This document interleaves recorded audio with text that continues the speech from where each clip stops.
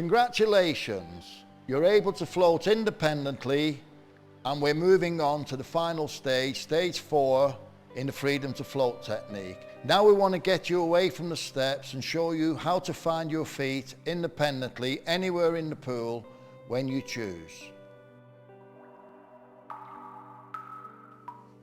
Now you're able to float face down on the steps.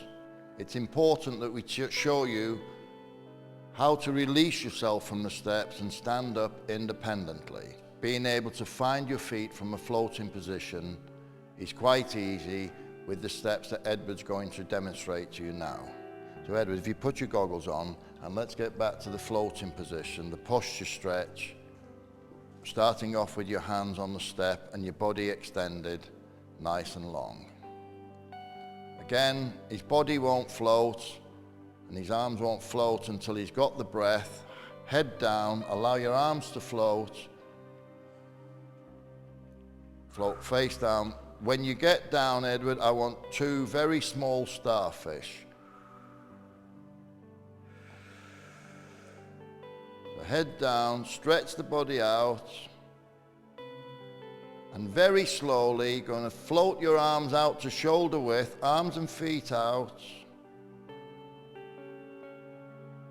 and arms and feet together.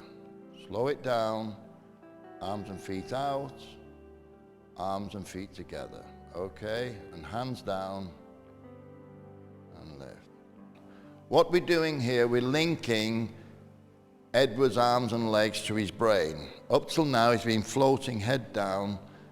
The arms and the arms and the legs have been there, but it's not been connected. So by doing small starfish, we're realizing, yeah, our arms and legs are still there, and yes, we can move them slowly without upsetting the flotation. That's fine, Edward. If we do the same again, 2 starfish, this time when you finish your 2 starfish, put your hands on the step and tuck your knees up, keeping your head down. I want you to watch both feet land together on the step underneath your head. So the usual breath and the posture stretch that you're all familiar with by now. Keeping your head well down, stretch. So he's relaxing his head fully. The spine's relaxed, so the limbs are going to work nice and easy. Nice arms and feet out, nice and slowly. And arms and feet together. 1, 2. Now hands on the step, keep your head down. Tuck your knees right up together and watch your feet land on the ground. You must keep your head down and relaxed and watch your feet land on the ground. This time, Edward, we're going to add another little element. Instead of putting your hands back on the steps, you're going to leave your hands floating. Your arms are going to stay on top of the water.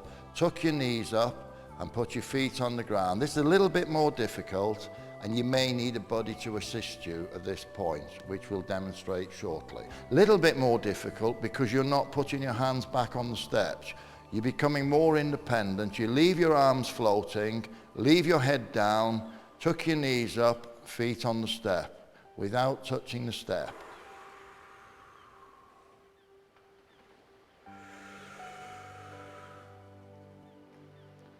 So here Edward's going to try and stand pretty well independently and stretch. 2 slow starfish. 1 together. Look how much time he's got with all this oxygen. 2 together. Tuck your knees up, leave your hands floating there. We don't need the arms. Well done. And no rush to release the head from the water. You'll find this, again, takes a little bit of practice, so take your time, and very soon you'll be able to do this without using your arms. Already, we're independent from the steps, and our arms have become independent, so let's use them now to assist us to stand up away from the steps. If you come here and put your back to the wall, and face this way, bend your knees, shoulders in the water, and just allow your arms to float in their natural position out in front. That's right, hands nice and flat, fingers together. Now the water under the palms of your hands, I want you to just firm arms, you're keeping the arms, we've got paddles here now. You're going to push the water from here and slap the wall behind you. Straight down, nice and firmly, not too quickly, and you see it's moving his body away from the wall. Let's try that again.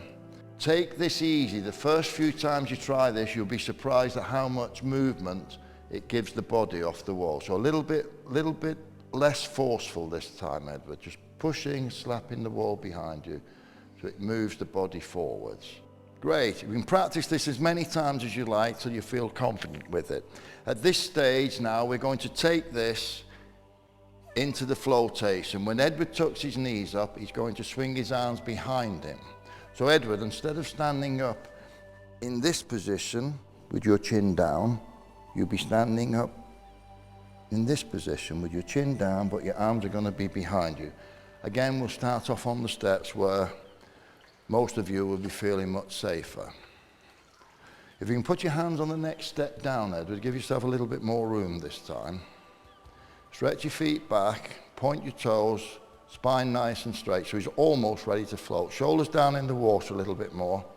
The breath, head down, float your arms up. Now when you, no starfish this time, we can take the starfish out. We're concentrating on two movements, knees up and swinging your arms behind you.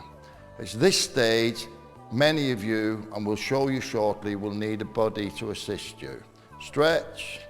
Now when you tuck your knees up, Edward, I want you to swing your arms behind you. Keep your head down. Knees up and swing.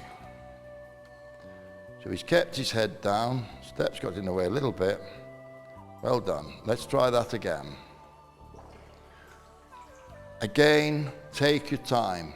As much time as you need. This is a very big step. This means you can float and you can find your feet independently. We're nearly independent from the steps. Nice big breath, head down, float for 2 or 3 seconds, tuck your knees up, swing the arms behind. Head down, stretch the body up, stretch. Tuck your knees up together and swing. Keep your head down, knees up. There's his feet, he sees his feet below his head and his body's balanced, he can stand upright. So already, Edward has released himself from the steps by using his arms and his legs to stand up independently. Throughout, he's keeping his head down and he's moving slowly. Remember, it's an underwater exercise. We're not trying to escape from the water. Now that he can stand up independently, we can take him away from the steps for the first time and try a small glide in the water. Put your back on the wall. It's the same position, arms floating, as we were practicing the arms. As always, we need to take the breath and get rid of the head. So Edward's going to take the breath, head down in the water. At this point, the body is actually floating because the head's under the water. Then you float your feet onto the wall, Edward, and push away from the side. I want you to glide across the pool, keep your head down, tuck your knees up and swing your arms behind you, standing up with your face still in the water. So the breath and the head down, always first action. Arms stay on the surface, head goes down, feet float up to on the wall and stretch into the posture glide. Now keep your head down, tuck your knees up, swing the arms behind. And he stands, again, no hurry, take the face out of the water. The slower you do this, like everything else, the better. We've got plenty of time. The only surprise you'll get is how much time you've got underneath the water when both of your lungs are full with fresh oxygen from the freedom breath. Let's try it once more, Edward. The breath, head down, both feet on the wall.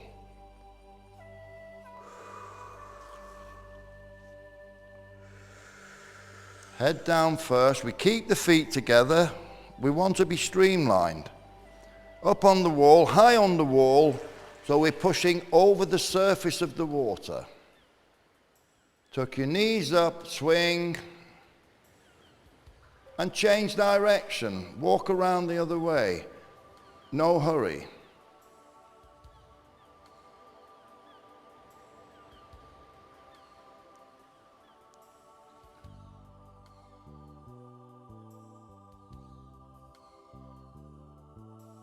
When it's time to stand independently, using your hands pushing through, I usually recommend that you have a buddy there doing one hand for you. Edward is able to float now. We've practiced against the wall how to push the hands through. He's going to try to stand independently for the first time. He's going to stand up with his hands behind his back, feet on the ground. At this stage, most of you will do it easier with a buddy. The buddy at this stage, if you float, Edward, you're going to float. The buddy at this stage, again, hands on the shoulder, the other hand just holds the wrist. Just going to hold one wrist, obviously the near hand. Stretch your legs out so he's floating. Now he's going to tuck his knees up. When he swings his arms through, I'm going to do this arm for him. Tuck your knees up and push. And all the time you're there in contact, helping him to stand up. Do this several times. Each time your buddy does this, less and less help on the wrist. I'm holding the wrist now, but hardly at all. Knees up, and as he swings through, let it happen. I've still got my hand on his shoulder. So each time, we're releasing the assistance. And finally, we release the hand from the shoulder. Nice big breath.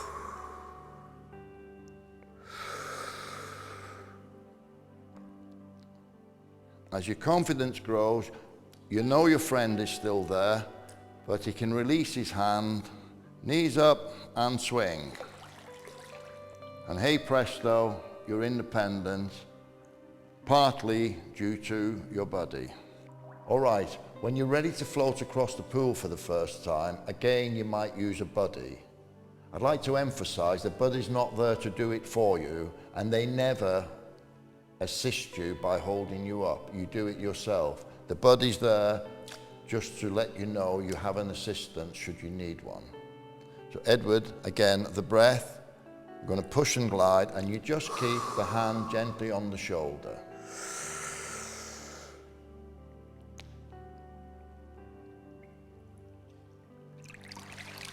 Just to let you know that he's there assisting you. Knees up and swing. And release. Now on the next one, I'm going to start him off and then I'm going to release early. So you always tell your buddy, can you please just be there and do as little as you can. I want to do this. You want to learn. You don't want somebody doing it for you. The least assistance you get, the quicker you progress. But it's nice to know you've got somebody with you.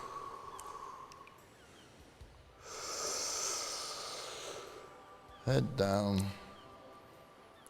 So your buddy can see you're floating, you're safe, and he can release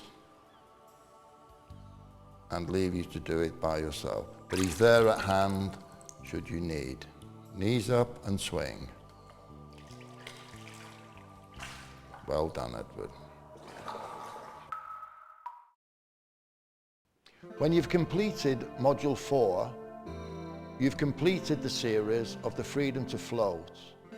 Your confidence should be sky high now. You're able to float anywhere you choose in a shallow water pool and find your feet successfully whenever you choose. Now you're ready to move on to the Freedom to Swim.